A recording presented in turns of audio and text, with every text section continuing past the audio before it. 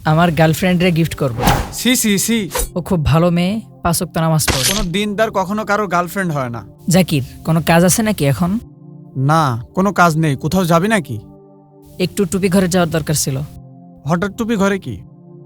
একটা হিজাব কিনতে হবে। তুই আবার হেজাব কি করবি?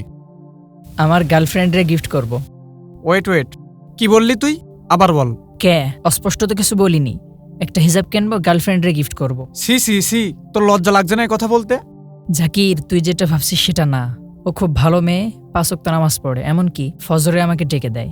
শোন, তুই একটা মাদ্রাসায় পড়ুয়া ছেলে, তোর থেকে এটা আমি আশা করি না, এমনকি জাতীয় এটা আশা করে না। আর একটা কথা মনে রাখিস, কোনো দিনদার কখনো কারো গার্লফ্রেন্ড হয় না, আর কোনো গার্লফ্রেন্ড কখনো দিনদার হয় না। তুই যে এইসব কাজে জড়িয়েছিস, এটা আমি আগে জানতাম না, আর আজ থেকে আমি তোর সাথে নেই।